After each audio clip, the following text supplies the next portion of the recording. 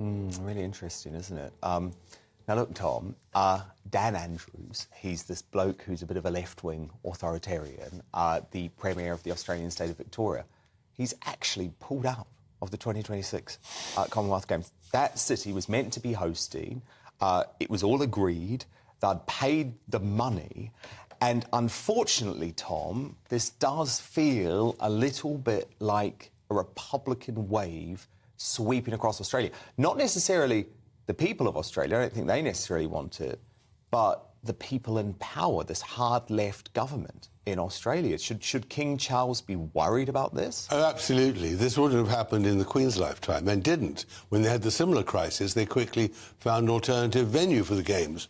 And this is one of the great problems of Charles. He's never really made himself popular in the Commonwealth. He hasn't really wanted to travel enough across the Commonwealth. But of course, the whole problem does also start with Meghan and her accusation that the royal family was racist, which of course struck deep, deep core in the black African countries and in the Caribbean, but also gave grist to the Republicans in Australia that somehow the royal family was not as liberal and as accommodating as everyone believed.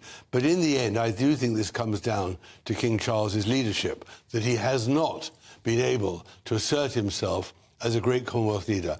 And the great misfortune is that the leadership of the Commonwealth under Patricia Scotland is deeply contaminated.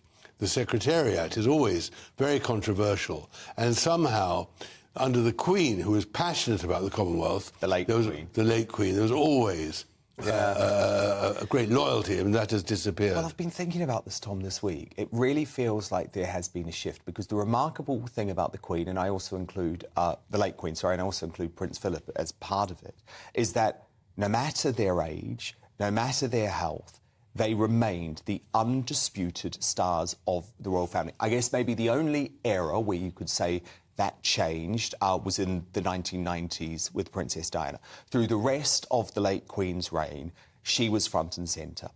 There's been a real change over the last couple of months. We saw it at Wimbledon over the weekend, where actually William and Kate and their young family are now the out-and-out international stars of the royal family. And it does pose a bit of a problem for Charles and Camilla, doesn't it?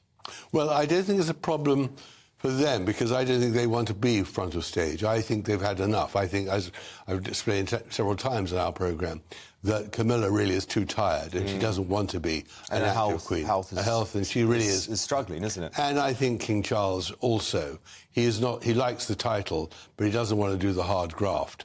And which the late Queen always did. And the Queen always did, and he has always been very self-indulgent. He works hard for his causes, but not for every cause, and not when duty demands. And I think that's why they pushed William and Kate to the front. And they are a hugely attractive couple. I mean, when I saw Kate at Wimbledon, I thought, Meghan, eat your heart out. She was just fantastic, and her children were terrific too. But, of course, it does create a problem for the Commonwealth Games. It creates a problem for Britain's identity, that somehow you have the Prince of Wales, who's, to some extent, acting as king.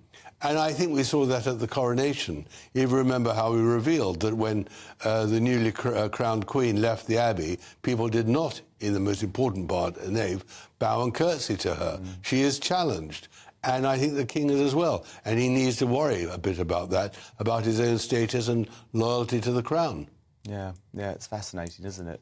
But I certainly think Australia is a big worry at the moment. Well, it is. I mean, Australia, of course, has always had this huge Republican thing. Shame on Dan Andrews. I mean, he's a really terrible bloke, by the way. He's a terrible bloke. He did terrible things over the COVID pandemic. But shame on him for signing up his state. You know, the state was all signed up, because the Commonwealth Games is a really important thing. I'm a big believer in it.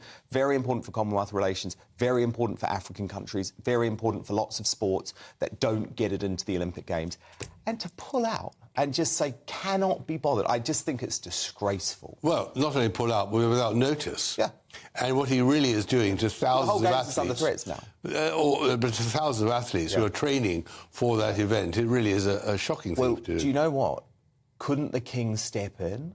I mean, isn't this an opportunity for the King to actually put his money where his mouth is with William using the Duchy funds and actually say we'll stage it in the Well, UK. I think it's also for the government. I mean, the British government, the Commonwealth is hugely important. The Queen, the late Queen, would have had a word with the Prime Minister. Let's see if King Charles does the same. Save the Commonwealth Games. King Charles, do it. Come on, you can afford it.